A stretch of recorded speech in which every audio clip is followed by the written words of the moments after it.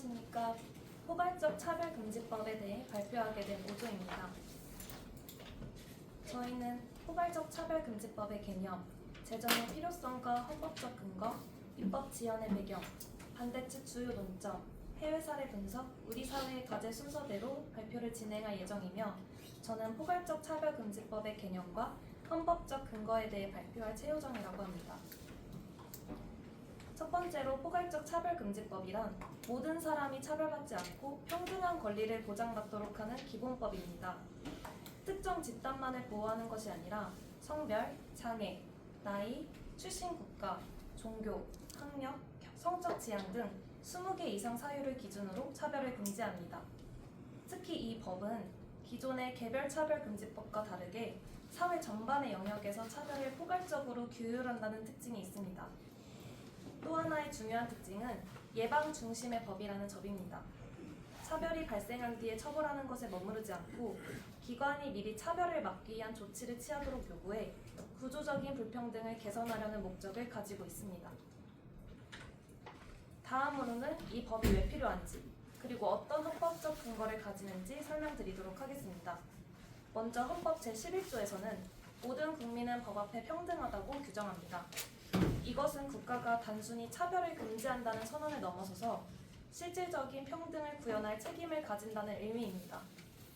하지만 현실적으로는 성별에 따른 임금격차, 장애인의 낮은 고용률, 다문화 가정의 교육격차, 성소수자에 대한 혐오표현 등 여러 형태의 차별이 여전히 지속되고 있습니다. 국제사회 역시 한국의 포괄적 차별금지법 제정을 꾸준히 권고하고 있습니다. 유엔 인권이사회는 2022년 권고를 포함해 3차례 제정을 요청했고 국가인권위원회도 같은 의견을 발표했습니다. 포괄적 차별금지법은 2007년 이후 여러 차례 발의되었지만 아직까지 제정되지 못했습니다. 입법이 지연된 이유는 크게 4가지로 정리할 수 있습니다. 첫째, 발의는 지속됐지만 통과되지 못한 입법 추진 역사입니다. 2007년 첫 발의 이후 반복적으로 법안이 제출되었지만 사회적인 논란과 정치적인 갈등으로 인해 모든 법안이 임기 만료로 폐기되었습니다.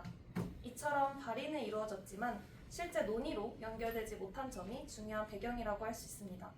둘째, 종교계의 우려가 지속되었습니다. 일부 종교단체는 차별금지법이 표현의 자유와 종교의 자유를 제한할 수 있다고 우려합니다. 특히 종교적 신념과 충돌할 가능성, 종교 교육이나 설교 활동이 규제를 받을 수 있다는 불안감도 꾸준히 제기되었습니다. 셋째, 사회적 합의가 충분하지 않았습니다.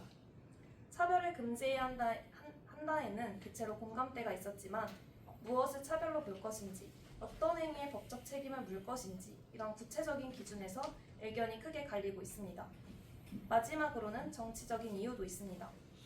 법안이 논의될 때마다 정당 간의 이념 차이와 보수 진보의 갈등이 심해지면서 법안이 사회적 논의보다는 정치적 논쟁의 도구로 소비되는 경우가 많았습니다. 이런 다양한 이유들로 법은 지금까지 10차례 넘게 발의되었지만 통과되지 못하고 최근에는 젊은 세대를 중심으로 사회 전반에서 인식의 변화가 이루어지고 있습니다.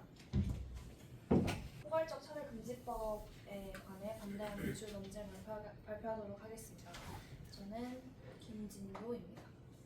앞서 설명드렸다시피 포괄적 차별금지법은 모든 사람에 대해 차별하지 않겠다는 기본법입니다. 성별, 나이, 출신 지역, 종교를 불문하고 모든 걸 차별하지 않겠다는 뜻인데요. 저는 이러한 법을 반대하는 경제적 이유와 종교적 이유에서 발표해보도록 하겠습니다. 차별금지법은 모든 사람을 차별로부터 보호하자는 취지를 가지고 있습니다. 그러나 법의 적용 범위가 매우 넓고 모호한 부분이 있어서 의도하지 않은 발언이나 표현까지도 법 위반으로 판단될 가능성이 매우 높습니다. 이렇게 기준이 명확하지 않으면 기업 입장에서는 인사 마케팅과 고객 응대 등에서 당연히 보수적으로 운영이 될 수밖에 없습니다.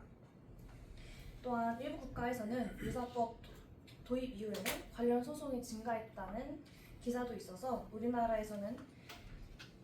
우리나라에서도 분쟁 비용과 기업 부담이 늘어날 수 있다는 걱정이 제기됩니다.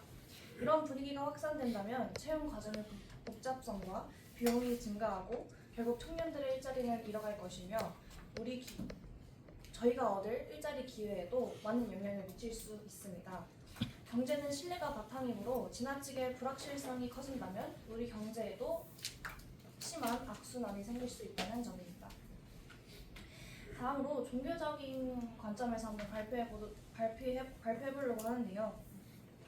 여기 계신 분들 중에는 기독교인이 아닌 분들도 계실 것입니다.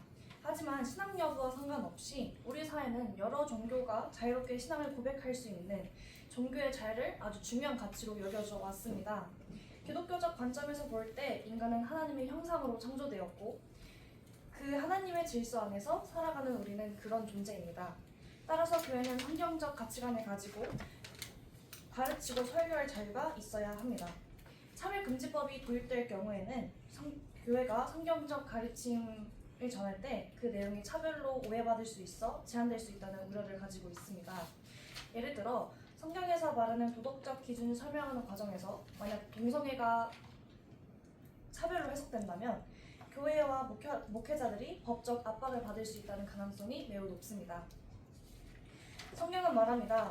이스라엘 시대 때 왕이 없었으므로 사람이 각자 자기의 소견 옳은 대로 행하였더라. 결국 그때에는 이스라엘은 왕이 없어서 이스라엘이 망했었습니다. 성경은 동성애하라고 나와 있지 않습니다. 성경은 독재하라고 나와 있지 않습니다. 성경은 하나님을 사랑하라고 나와 있습니다. 결국 이 법은 하나님을 무시하는 것이며 하나님이 없어도 잘 살 수 있다는 죄라고 볼 수 있습니다. 결국 교회는 무너지게 될 것이며 올바른 성경적 신앙관이 없는 부모 또 없을 그 자식이 그런 부모가 될 경우 가족이 될 경우 그 가정은 당연히 해체될 수밖에 없습니다. 우리나라는 장애인을 차별하지 않게 돼 있고 남녀가 평등한 그 모든 부분이 다 개별적으로 나뉘어져 있습니다. 나뉘어져 있는 이 자유 안에 차별금지법은 정부가 개개인의 자유를 침해하겠다는 뜻입니다. 우리는 목소리를 내서 이 법을 막아야 합니다.